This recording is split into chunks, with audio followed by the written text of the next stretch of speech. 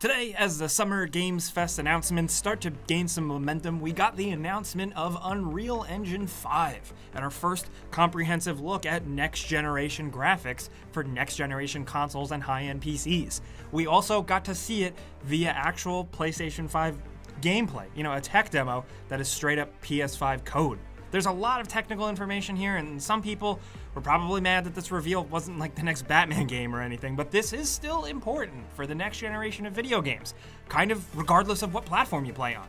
We're going to try to break down some of it here and see what's exciting. Unreal Engine has been one of the dominant engines games have been built on for quite some time. It's not some epic exclusive thing, it's not just a few games. If you play video games, there's like a 90% chance you've played one running on some form of Unreal. These tools that developers use to build their games. Unreal Engine 5, or V if you're nasty, is coming 2021, so expect it to be important to games you'll be playing on your high-end PC, PS5, or Xbox Series X. Sorry, Nintendo Switch for now, I guess. Anyways, let's talk about the exciting, sexy graphic stuff. We're not super geniuses here, but we'll try to highlight the stuff that seems cool. So, this gameplay demo that, yes, it's not actual gameplay with a HUD, but it was a small game experience built and played on PlayStation 5 tech. This isn't going to be a game, just a small slice built to demonstrate. But they reiterated that this is actual PS5 gameplay.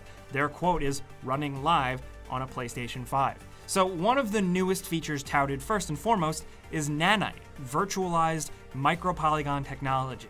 This is rethinking the traditional way polygons work in games and how games, worlds, and objects are built up. This is a system for building virtual geometry that, and I quote from them, can be imperceptible from high-quality, real-world scanned items. And this is down to a sub-pixel level. They touted movie-quality scanning lots of times and how things work in the movie industry already with Unreal and Epic technology, so now they're trying to make it easy to do stuff like that in games. Normal mapping apparently will also just kind of be a thing of the past with the way this scanning works. We got to see these high-quality statues made up of millions of triangles, and it looks amazing. The idea is that with this ultra-high-quality geometry, making games can get a tiny bit easier and give developers more time to focus on other details as well. Now, you can have super detailed photorealistic objects and environments thanks to tens of billions of these little triangles that build things up. If you watch the live stream, you probably recall them talking about triangles a lot. The most interesting takeaway was when Tim Sweeney complimented the PlayStation 5 architecture. They went into detail about how the game being built of so many millions of triangles can't all be in memory at once, but thanks to the high-speed I/O of the PlayStation 5 and next-gen stuff, the game will be able to stream in those triangles almost in real time as you move through the environment. So basically, what we've heard in the past by Xbox and PlayStation 5, touting their high-speed next-gen custom tech SSD read-write storage speeds, they've said it's game-changing, but now it's kind of being confirmed by a third-party company building this technology.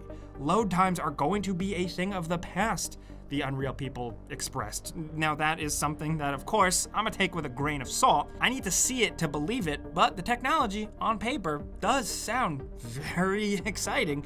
A big part of what makes this new Unreal Engine is the jumps forward it makes in terms of lighting as well. So first up, Unreal Engine 5 features Lumen, which, according to them, is a fully dynamic global illumination solution that immediately reacts to scene and light changes. This even includes multi-bounce global illumination. What this actually means is that there's no light maps or baked lighting needed. It's all done through this Lumen system. It's kind of wild. In the demo, they show you how they can move the light source and the bounce changes instantly as the source moves.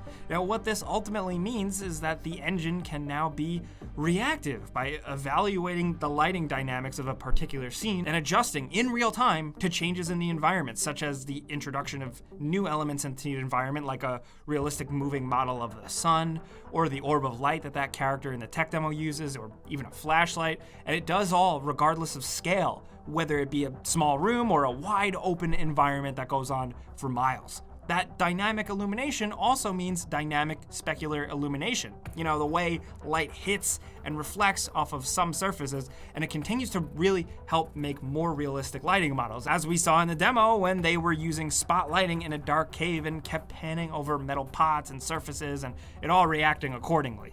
And, of course, we can't state this enough, it does all of that in real time. It's kind of insane. What's also really cool is that all of this incredible lumen stuff is used in conjunction with the drastically overhauled and improved texturing and geometry capabilities introduced with that nanite tech that we talked about before. So you're able to get fully dynamic, pixel accurate shadows that have the potential to really increase the level of photorealism we can see in games using Unreal Engine 5, because you have these real world scans. Yes, they're made of millions and bajillions of triangles, but the way light hits them, the way light works in conjunction with that, has to look convincing. That has to really sell it. So yeah, that kind of makes sense, right? Now, with the new lighting technology, of course, comes improvements in audio. This is only briefly touched upon, but audio reverberation in virtual spaces is going to be more defined, and we've already talked a bit in the past on how next-gen hardware makers are focusing on improvements in immersive audio, and just generally how sound can travel through game worlds like ray-traced light will. And even though this was kind of a brief mention, I expect to hear a lot more of it in the future. Then, of course, there's the Niagara system, the powered particle effects that are essentially smarter simulations. We got to see bats flock around in like a realistic, convincing formation. We got to see thousands of bugs all rendered scatter around on the ground and react in real time to the lighting systems with spatial awareness. It seems like it's got pretty complex stuff happening on like a micro scale, but in like a really impressive way. And along with that, of course, some animation improvements. This is probably going to be utilized more on a developer-to-developer basis, but still easier, seamless contextual animations. So when a character goes to do a new thing or interact with something, there's no stutter or small gap between what they do.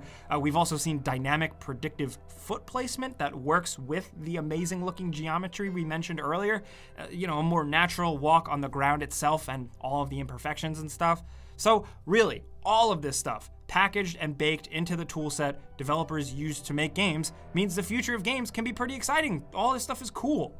Also, like all that said, one more piece of Unreal Engine news that kind of flew under the radar is how Epic will continue to monetize the engine going forward. Now, it was buried at the very, very bottom of the official Unreal Engine blog post, but as of today, the day of this Unreal 5 announcement, anyone can download and use the previous Unreal Engine for free, as has been the case for a while now with Unreal Engine 4. But now, instead of paying royalties of 5% after a game makes $3,000 a quarter, developers will pay no royalties whatsoever until that revenue exceeds $1 million, which is now when that 5% kicks in. And that's wild. It continues to kind of lower the barrier to entry for a lot of fledgling developers, considering that if a smaller game doesn't really do numbers and never crosses that $1 million threshold, the engine usage is basically free, which is a very big deal. And look, obviously, we love games, so if more people can get out there and try and create the wildest things they can imagine and really experiment with the medium and what they can do with it at a much lower cost of investment and risk, we're gonna chalk that up as a win. That combined with just the graphical goodness of today seems pretty sweet. Obviously, this demo looks gorgeous. Is it a real, actual video game demo?